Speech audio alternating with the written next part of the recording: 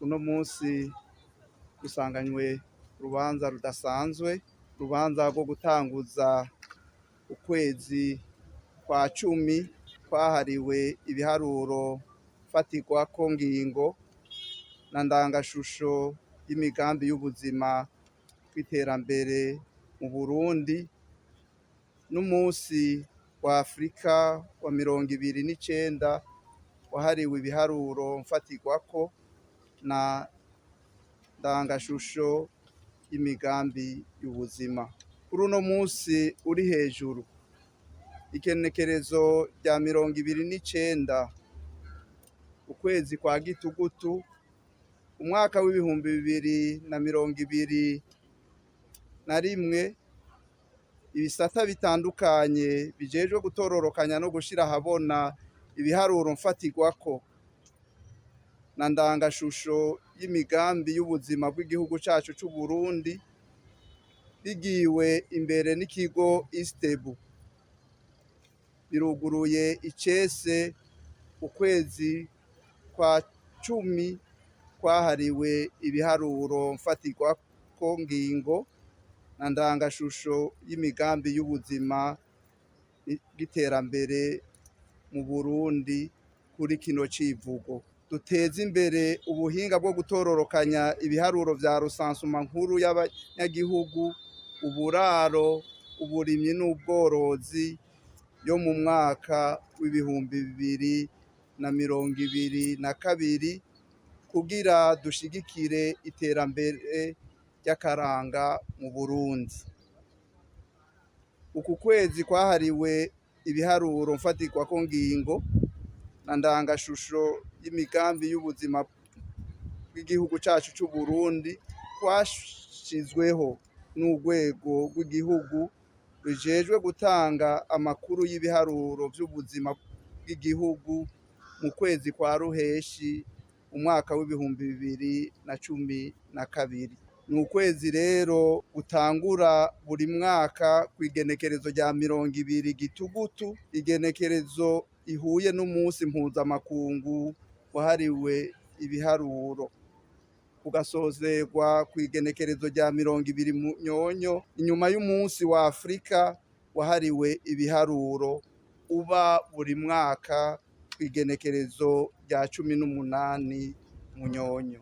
Muri uno mwaka w'2021, uwo munsi wa Afrika wahariwe ibiharuro uzohimbazwa kuri kino civugo. Duteze imbere ibisata vy'ibihugu bijejwe gutororokanya no gushira ahabona ibiharuro mfatirwako na ndangashusho kugira dushigikire iterambere ry'akaranga muri Afrika. Muti none muri kuno kwezi kugira 10 kwahariwe ibiharuro mfatirwako na ndangashusho y'imigambi y'ubuzima bw'iterambere mu Burundi, ibisata bijejwe gutororokanya ibiharuro vy'ubuzima bw'igihugu bizokora canke vyerekane iki?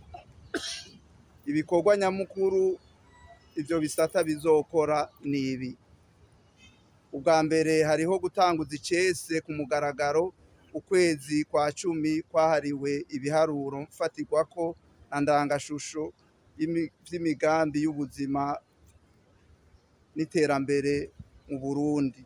Akaba arico gikorwa turimwo uno munsi.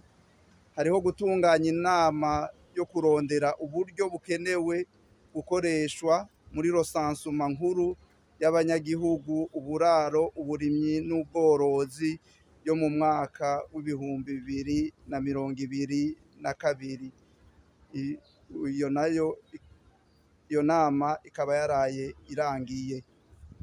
Hariho gutunganya inganda 9 zo gushira ahabona no kwerekana ibiharuro ndangashusho vy'intara z'Uburundi zose kiretse igisagara ca Bujumbura.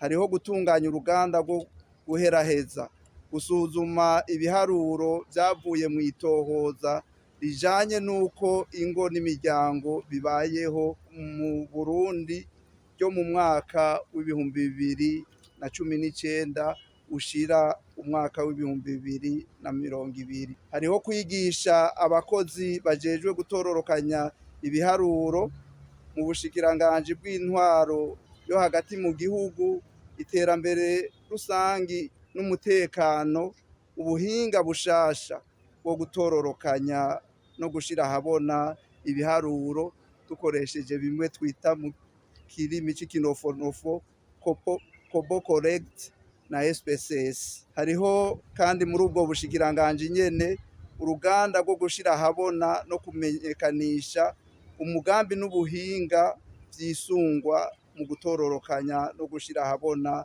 ibiharuro. Tuzotunganya kandi uruganda rudasanzwe bimwe twita mu kinofonofo cafe statistique ku civugo gikurikira: gutahura ibigezweho muri rosansuma nkuru y'abanyagihugu, uburaro, uburimyi n'ubworozi bwo mu mwaka w'ibihumbi 2022 kugira ngo dushigikire iterambere ry'akaranga mu Burundi.